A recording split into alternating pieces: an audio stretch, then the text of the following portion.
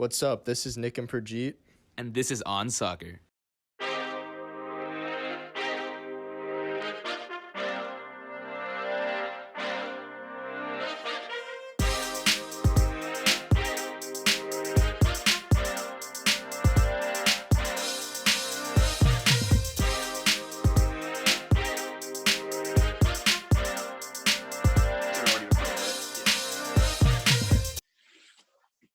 So what's up, everyone? Welcome to this week's episode of On Soccer. We've got a very, very special guest today. I might say he's a cult hero or cult legend for U.S. soccer, someone who very few people know about, but if you know, you know, and like a broadcasting legend. And he's CCO of U.S. soccer today, but everyone please welcome Neil Buethe to the podcast today. Hey guys, thanks for having me. I really appreciate it. I mean, definitely no one's ever called me a legend of broadcasting. Of course. No, we're really excited to have you. Like, if you all don't know, Neil used to do the Studio 90 videos, which were like interviews with like USMNT players back in the day, like 12 years ago. And, you know, he's gone all the way up to CCO. So very like interesting guy. And like, yeah, I'm excited to jump into it. Yeah. So just to start off, you know, we're in college. You're a Big Ten guy. What was like your plan coming out of college? What were you like in college? Yeah, you know, it's funny. I was very interested in journalism, and either broadcast or written. And I had interned at a couple of TV stations in Madison, where I went to school in Wisconsin. Had done a couple of things to kind of try and go down that path. And then I interned at U.S. Soccer one summer. And in the PR department, randomly one of these things, I just literally back in the day where it was like you saw it on a bulletin board, like a real one, not a digital one. And there was a phone number in U.S. Soccer internships, and I called it and talked to my first boss, Jim Morehouse, and interned here for a whole summer, unpaid. But right away I knew, I was like, oh, this is a good fit for me. I had never really thought about PR or that area of kind of communications, but doing the job, I really enjoyed it. And then, you know, I graduated and took a job actually as a journalist up in northern Madison or north of Madison in Baraboo News Republic, which is probably the smallest daily newspaper in the country. Wow. And did that for about a year, and wrote 2 stories a day and was covering, you know, everything that was happening in the county and around Madison, and a little bit of sports here and there, but really it was general reporting. And then my old boss called me and asked me if I wanted to come back to U.S. Soccer, and I started as our youth national team press officer. Wow. So I'm curious by your story. So like, did you always want to go into soccer or sports in general, or is this something that just like sort of happened off the cuff? Well, I played growing up. It was sport in Green Bay that,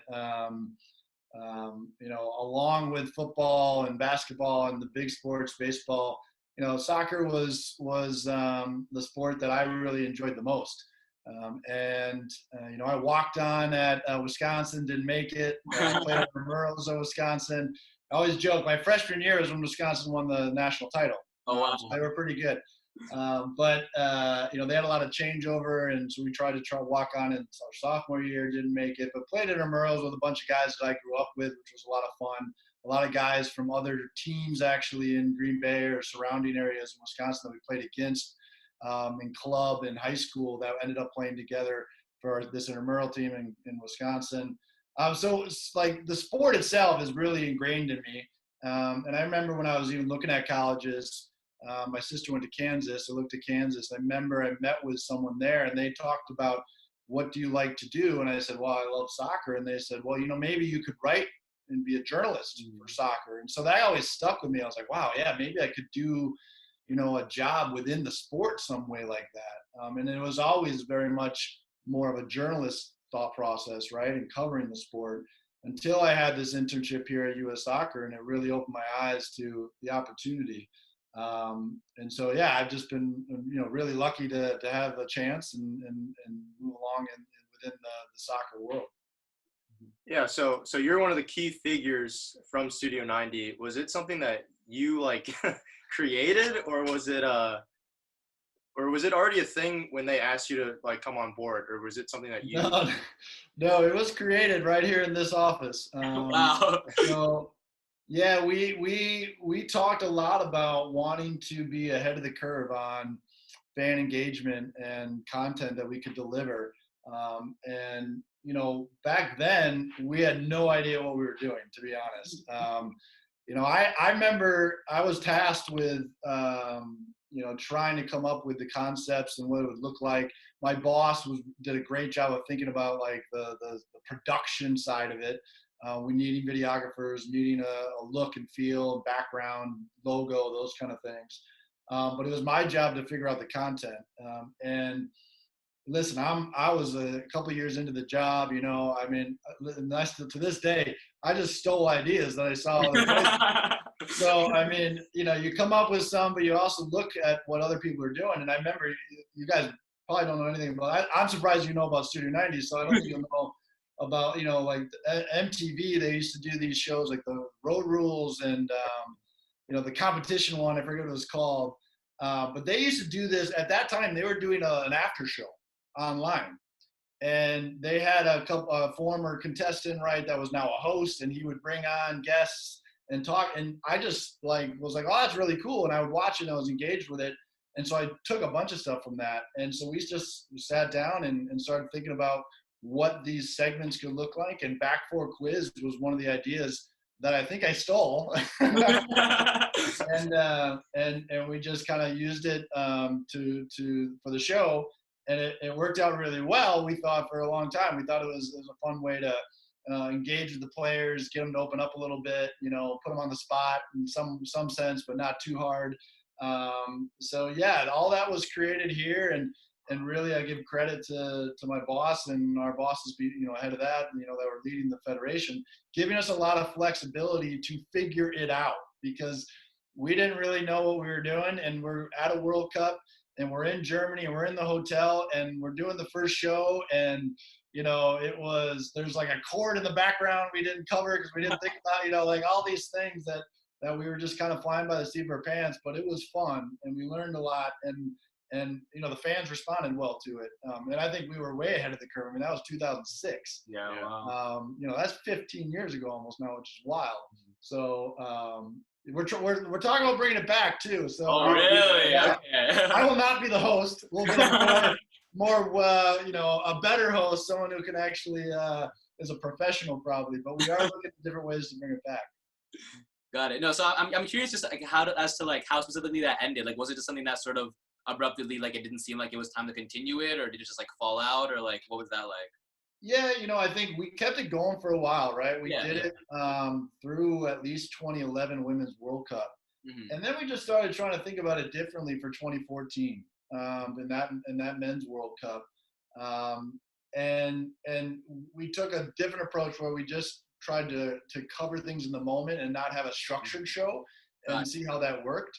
Putting on a show like that's a lot of work. And when we did it in 2010 World Cup in 2011, that was probably the pinnacle. We were doing 2 shows a day. The numbers were good, but they weren't, crazy. Social media was a lot more in use now. So the question was, well, do we do a show on the web, or do we just kind of grab content and push it out through social? And so that's kind of where we went. And now we're kind of looking, differently again, like how do we, provide content that people like. And it's funny how Studio 90 and some of the things that, got discussed on the show still get brought up by fans. And so, yeah, it's just always thinking about what makes sense in the moment and moving forward. For sure. Yeah, and so you've definitely like rising through the ranks of U.S. soccer. What's some advice that you'd give, young kids like us, to grow within the sports industry? Yeah, I think the biggest thing in terms of advice, and I give this a lot to our interns or people that call me and ask and are looking to find their way into sports, is that you can't have certain expectations that are too high too early. You're going to have to do heavy lifting likely for little pay, and it's gonna take time. But I just say show up, work hard, improve, contribute. The more you're there and you're being helpful for people like me, the more we notice it, right? And the more opportunities we're going to provide you. And then if you take advantage of those opportunities, that's kind of how you go through and move up. I think it's really important to be respectful and all those things, but I always say speak up. Like I tell our interns all the time in meetings, what do you think? Give me your two thoughts. Don't hold back. If you have a thought, share it. It might not be a great idea, or people might go, that doesn't really work, but it may trigger another idea, right, by someone else. And I think what I always tell, I'm 43 now. I started when I was like 25, 24. In this job, or in this position in some aspect, and I was hesitant back then to kind of maybe voice my opinion. But my boss then too encouraged me, and the more you got a welcoming audience, right, that was well open to your thoughts, and work off that, more confident you get. And again, young people are thinking differently than I am. Should we be on TikTok? What is TikTok? Getting some insight from a different perspective is always going to be beneficial. And so while an intern or a person just starting out doesn't really have a lot of sway or influence necessarily, they do have ideas, and they can share those, and ideas that, older people like myself maybe aren't as in tune to, especially when you're talking about things like social media, which is so fast moving, and a lot of things going on that I'm not aware of that other people can help me educate me about. So I'm curious, like when you first got into U.S. soccer or involved in this space, did you sort of see the end goal as CCO something that you wanted to pursue, or was it something more that just happened to happen over time, that's just how your career progressed? Yeah, it was more the latter. It wasn't like I came in and said, "Hey, I want my Jim Morehouse's job and Yeah.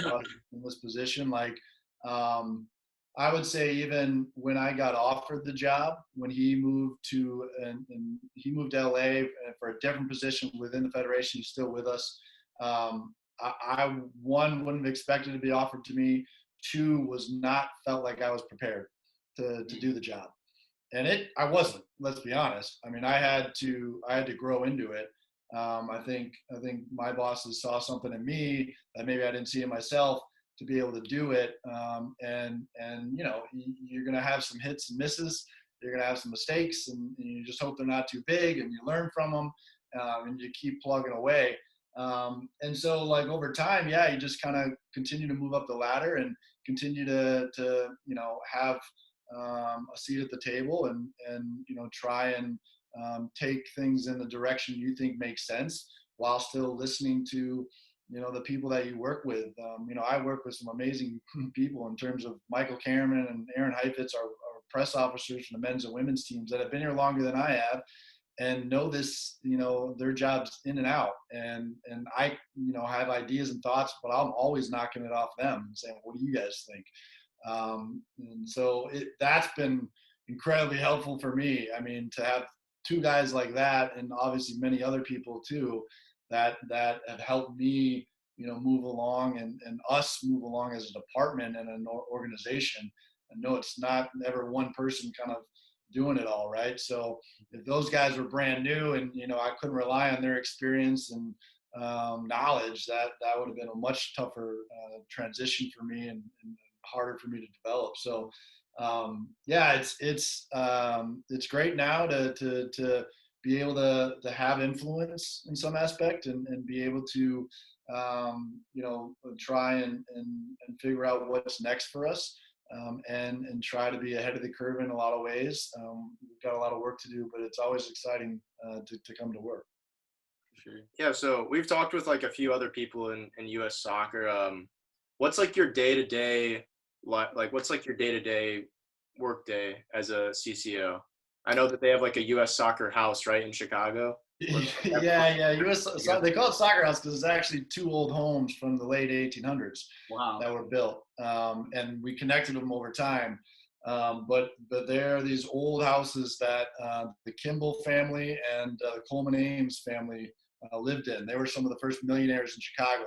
We're on Millionaires Row back in the late 1800s. So it definitely is an actual house that's been converted into offices, which makes things tricky for our maintenance guys and for our wiring of internet and all those kind of things. It's not an ideal setup, but it's got some history to it, which is really cool though. The question of like, what are my daily work like? Um, People ask me this a lot of times, and it just varies wildly. It can be good and bad depending on the day, but I actually really like that it's not just the same thing every day.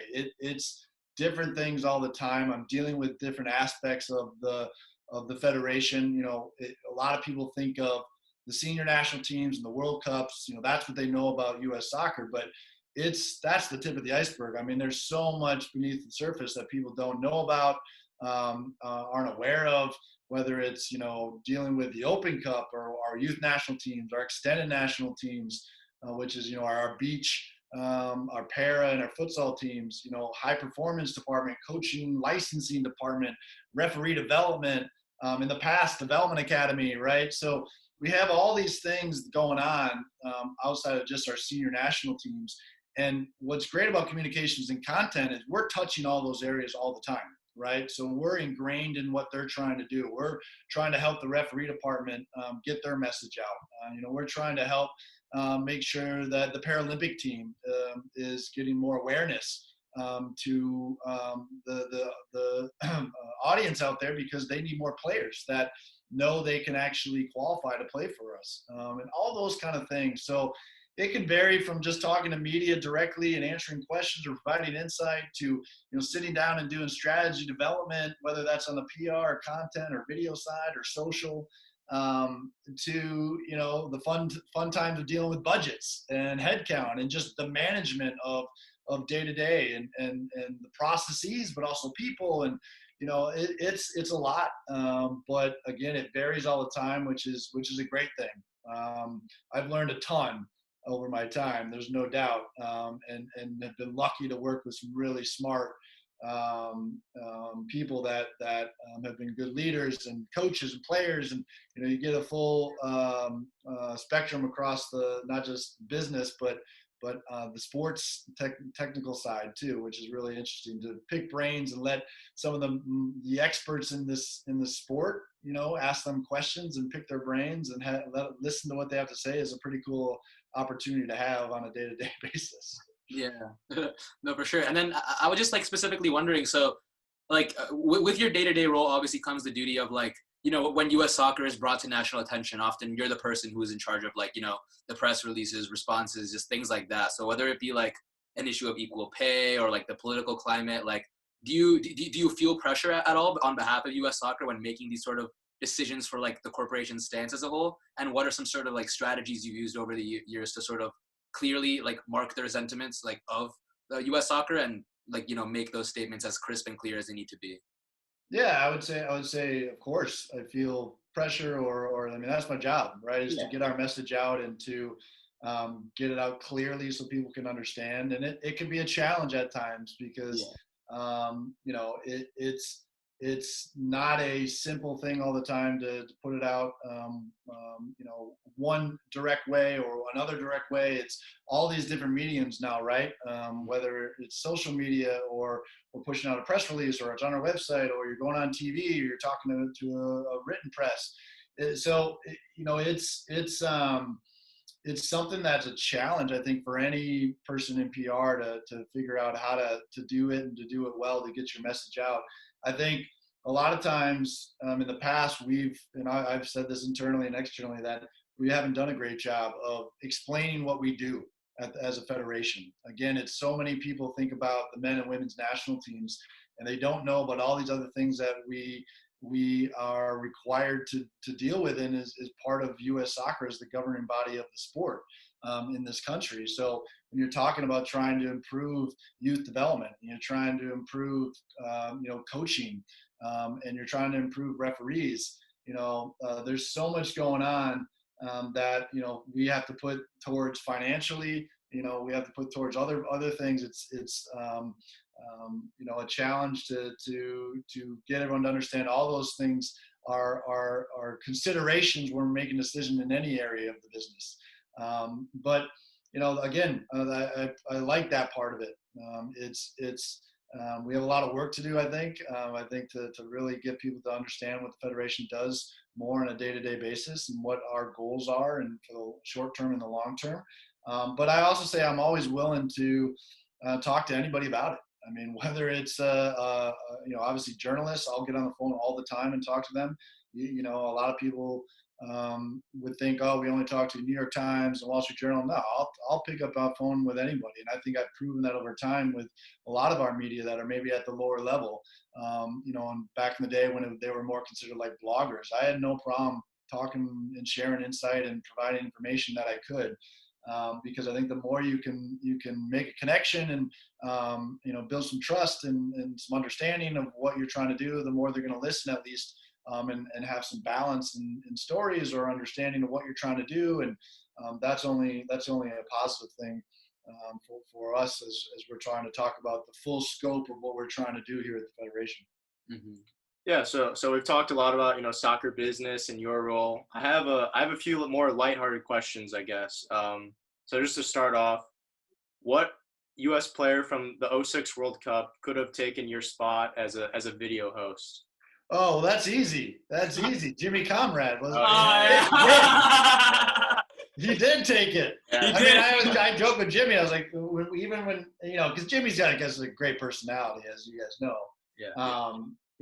He was our first guest, and we picked him because we knew Jimmy would be good. And Jimmy and I had a little bit of a relationship, right? So but I always tell him, like, Jimmy, you're going to be doing something like this, and he has. And no credit to me, obviously, but no, it's great to see what Jimmy's out there doing all the time. I still keep in touch with him. And so for sure, Jimmy, I mean, that's the easy one. And I don't know if there's a second that's even really all that close. I mean, the guys in that team are great. I mean, that's 2006 team. I mean, a lot of those guys, you still keep in touch with in a lot of ways and are doing some really cool things in the sport if they're not playing, right? But Jimmy just had kind of that knack. You knew that he could do that job and would be good at it. I mean, we brought his dad on even. His dad was good too. His dad could have done the job better than me probably back then. Wow. And then just to sort of reverse the script on that one, in the 2006 World Cup team, who do you think you could have replaced on the pitch? No one. No chance. No chance. I mean, listen, the one thing that playing the sport, and I know I played in Green Bay, and I played, actually, it's funny, we joke about this, I played with Todd Demerit, who's Jay's older brother. So I knew Jay when I was in high school. Wow. And which is so crazy now, with everything that happened later. But so it's not like I don't know the sport. I would never say I know it like our coaches or other people. But I've been lucky enough to watch a million trainings at the national team level. I've seen enough games, right? These players are unbelievable. The abilities that they have, is wild to me to watch it, 10 feet away. And it's always, you go to a lot of trainings over time and you're like, training. Yeah, I got it. Okay. But if you really sit and watch, it's pretty amazing to see. So are there any players that are who's the funniest player other than Jimmy? Is there any other player? The funniest, you gotta remember, I have such a wide spectrum of players because I started at the youth national team level. Yeah. So when I think of Megan Rapinoe is really funny. I gotta tell you, I think about the players I'm closest to or I know the best. Are really the ones that I spent the most time with, that I've known for a really long time. And so Megan Rapinoe, I've known since, I guess 2004 when she was, I was helping out the U19 girls for qualifying as a PR person, and got to know her then and seeing her career, just unbelievable. And she's always been just a really funny, down to earth, cool woman, and I said that when she blew up, kind of, after the World Cup this year, my best friend from home, from Green Bay, texted me. He goes, "Do you feel like validated because you've been telling me that Megan Rapinoe is super cool?" And I was like, "Yes, I do feel that because I've been saying it for 10 years." So but like Charlie Davies and Benny and Sasha and Omar Gonzalez and Brad Guzan and all these guys that like I've had a chance to work with in the youth stages, not just at the senior level. Those players I really have a really close relationship with, just because you know each other and you kind of have a trust built, and that's really fun. And then it's not like you're best friends with these people. It's not like you're texting them every day or talking to them a lot. There's just a level of respect, and you talk to them and you can help and you try to guide where you can and work together on stuff. And it's really not even just the players that have gone on to be like, senior team level or have really big professional careers. I mean, I think about like a 4-star Cody at the youth level, Julian Valentin, Quavis Kirk, Josh Lambo.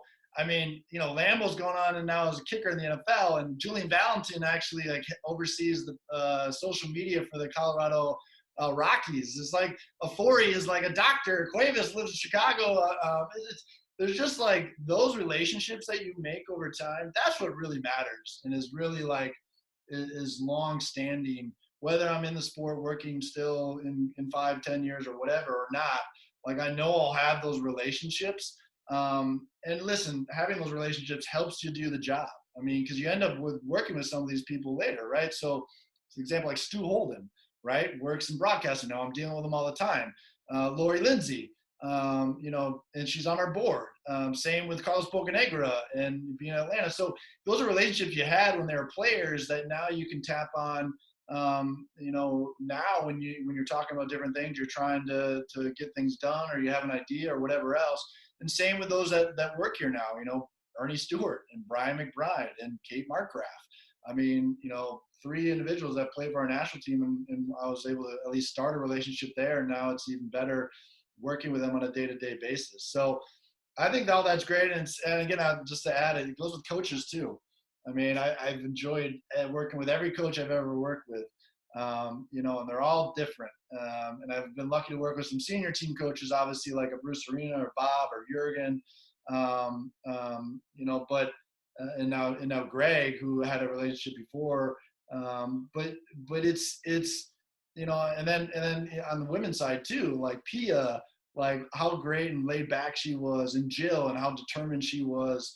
And Tom Sermani, who was a great guy and got to work, but then Thomas Rongen and Ziggy Schmidt, and I know I'm throwing a lot of names around it, but it's only because like it's John Ellinger just called me 2 days ago, and he was our U17 coach, with the 99 team, and then I would work with them in 03, 04, and I still have this close relationship with him, and that's great because I can throw things against him, and he can ask me questions, and it's this soccer community is really smaller than you think in a lot of ways. And I think getting the opportunity to hear all these different perspectives and know all these different individuals, I think is beneficial when I'm trying to figure out certain things that I need to do for my job, for sure. And we're lucky enough to be able to pick up the phone and talk to those individuals and get their insight. Yeah, and then on the phone, you described this sort of like soccer community on the road as a sort of traveling circus. So I was wondering if you had any cool like road stories, any funny incidents, just anything to sort of talk about along that sort of lines. I think there's always stuff going on the road. There's too many stories to tell in a lot of ways. But the ones that are really special tend to happen around the World Cups. So the Women's World Cups, the past 2 in 15 and 19, you talk about being amazed by a group of people. Those players were able to do those past 2 World Cups is unbelievable. And it's I'm not with the teams all the time, right? I'm not traveling with the men and women's team all the time. I'm around the World Cup, so I'm kind of in and out. So some players know me well, some don't, right? A little that we talked about how if I have relationships with them in the past. and I always try to keep my distance in some sense because I'm not always with the team, so I don't want to be in the way. Well, you're close enough to be able to see the day-to-day workings going on, and 15 and 19 very different in terms of just how things got done. But you're lucky to be able to be on the sidelines post game, for titles and see them celebrating in the locker room, and we're working and doing stuff, and then get a chance to maybe celebrate a little bit after with them. Those things are amazing because of the sacrifices they've made, and my staff's made too, right? I mean, and all the coaching staff and the extended staff, with the team, like all those people been killing themselves for years, and for those past 2 months not sleeping and all that stuff. Those moments are really cool. And then then there's just moments that I've been lucky to be a part of. 2011 when Abby scored that goal against Brazil with the header from Megan. I mean, being at that game was unbelievable. To being at the game when Landon scores against Algeria late, and being down, getting to go down the field to help out with the media stuff after, and running into Landon literally in the a tunnel and like giving him a big hug, and then going in the locker room, and now President Clinton's in there, and you're like, what is going on? Reggie Bush is in here. You're like, who let him in? What's happening? But like those kind of things, like that's where you go, oh my gosh, like, how lucky am I? Who am I? How did I end up in this spot to be able to experience this and see this? We talked about Jay earlier.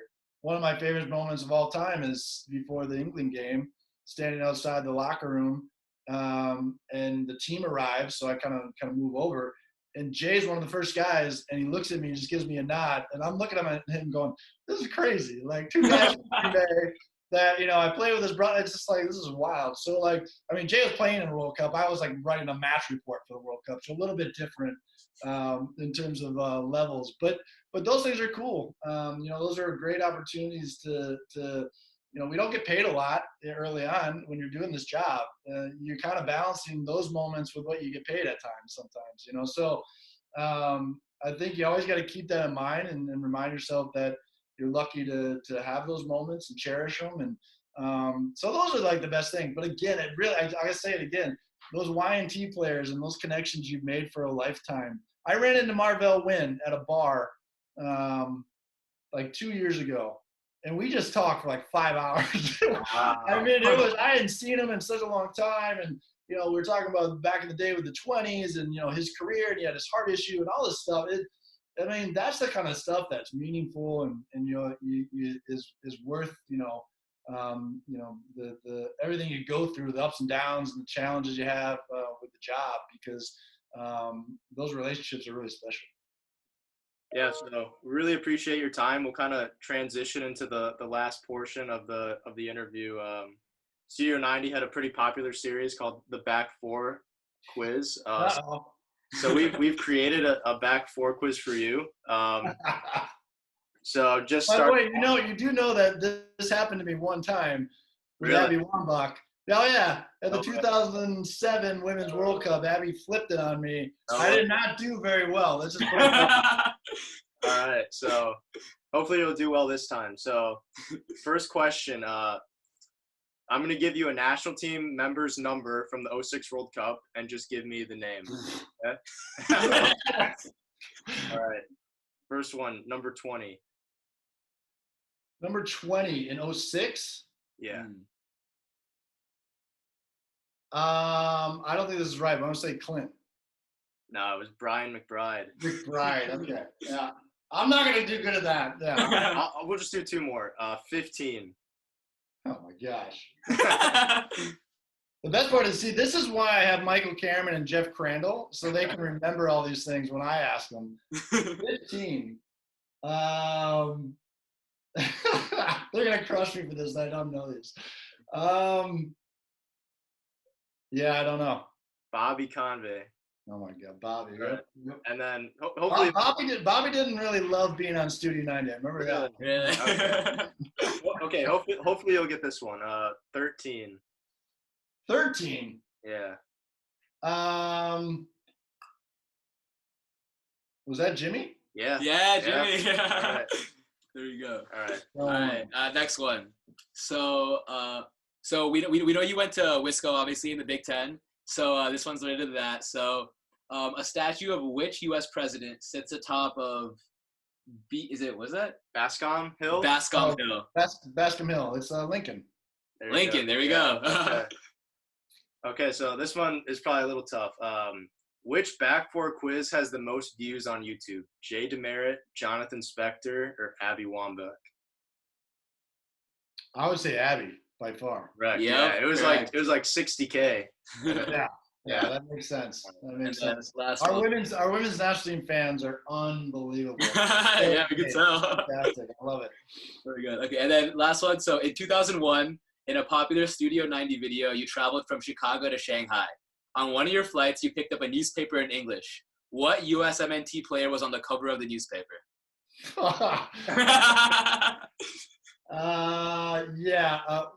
Actually, I do know because this was Benny Failhaber. Yeah. Yes, I remember that. That's funny. Yeah, I remember that now. Wow, I didn't think I remember that. That's that came into my head. So yeah, Benny is a guy that he's a great kid. I still call him a kid because when he came in with the 20s and he was a walk-on at UCLA and he came into the national team because Ziggy obviously was our coach and knew him from UCLA. I mean, I still remember getting in the first van ride with him, and he didn't shut up the whole time. Talked, and then I had him do these podcasts because he talked all the time with him and Sasha, and now he's doing podcasts. I mean, these guys, I know Benny's talked about me a couple times on his podcast. Yeah. I mean, the truth is, and Benny and Sasha, they struggle with this, but I truly have made them. By doing that podcast, I got them to where they are. No effort on their own. The soccer stuff, it's all because of me. You should tell them that if you get a chance to talk to them. Yeah, Nick's a little bit shy about it, but he interns with them at the BSI podcast with Benny. Yeah. So we heard the stories about you, and that's why we reached out. Yeah. That's pretty funny. Well, you should tell Benny. I haven't talked to him in a while. I should probably reach out and say hello. And when I heard those things someone told me about that. Benny's mentioned. I was like, what? And then they're like, oh yeah, Heath Pierce told this story about you in Russia. And I was like, oh, that's pretty funny. But those guys, I mean, I gotta tell you again, it goes to those guys, being just like this PR guy that didn't know what he was doing. And I went into that camp in Scotland, that story they tell with Bruce. Like that was one of the first camps I went into, and those guys was their first camp. So I think we kind of bonded because we were all kind of the new guys. But it's funny to hear them talk about that stuff for sure. Sure. And then so sort of just transitioning to the end, I just wanted to ask one quick sort of final question about your overall job and the culture of U.S. soccer, and then sort of we'll transition to close out. But so after incidents like, for example, the 2018 World Cup, I obviously know that your job is heavily deals with the media and overall culture of U.S. soccer. So after moments like 2018, how do you sort of sustain that company culture to still continue doing well and to keep the fans motivated? Because one of my favorite quotes ever is that culture eats strategy every day for breakfast. So how do you maintain that strong team culture to go out and winning games even at low points like that? Yeah, I mean, listen, we would talk about it internally that not qualifying for a World Cup would be a huge blow, unlikely but possible. We always thought it was more possible in the semifinal round because there's less games, and if you trip up, it's hard to make up points. And no one expected us going into that game against Trinidad to have happened what happened. But I got to tell you, in a lot of ways, and maybe this is part of I'm a pretty internal optimist, glass half full. When something like that happens, okay, what are the opportunities, right? I think we've been able to kind of take a step back and look at things and figure out what maybe is not working, try and find ways to improve it. It's not like that happens overnight. I think, when you look at what's going on right now in terms of, young players at Champions League teams, right? And the list is growing almost by the day, right? It's wild that when people are listing, where all these young players are at these huge clubs. which has been different than ever before at this level, right? We've always had players in Europe, but maybe not at that level caliber of club and that many. A lot of that's due to the Development Academy. Finally, the fruits of that labor coming to fruition, I think. And so we had this misstep in 18, but I think it really invigorated us to, make sure it doesn't happen again. Those players I know believe that, and are committed to it. Bringing Greg in, and then also earning the right to host the World Cup in 2026. All these stars are being aligned a little bit, which I think is really interesting. And there's some elements where I'm not so sure we for 100% get 2026 if we qualify for the World Cup. And I say that because when we didn't qualify, a lot of changes happened. And a lot of new people came in, and a lot of different strategy and plans about 2026 happened because of that too. So you don't know, you never know. You're right. You never know how things are going to go or what the future holds. But the future is really, really bright right now. And I can tell you, like, we've lost a lot of fans, I think, in the past, 3-4 years. But I see those fans plus coming back as we qualify for the World Cup, as we play in the World Cup, as we get ready for 2026. And I think these players that we're talking about now on a daily basis, whether it's Weston or Christian or Josh or go down the list, there's an opportunity for these players to be important, superstars on the national team in the next 6 years. And these players really could be as big as LeBron James of the world in the sports world in the U.S., with that World Cup being such a big focus, right? So how do we, from a federation standpoint, help that, right? How do we help push that? How do we help them while still concentrating on the game? Because that's the biggest thing. Winning will drive a lot of this interest, right? That's the number one thing. How can we really guide them through these next 6 years? So I think it's incredibly exciting. The sport is growing. The federation is growing. Internally at the federation, we've had our own ups and downs on certain things, right? But that's because we're maturing. That's because we're growing. We're growing so fast that sometimes certain things have to catch up, and you got to re-look at things. But that's a good thing. We want to be like the NFL, and we're going to have those issues like the NFL too, probably in certain ways. And so we got to grow up. We got to mature along with it.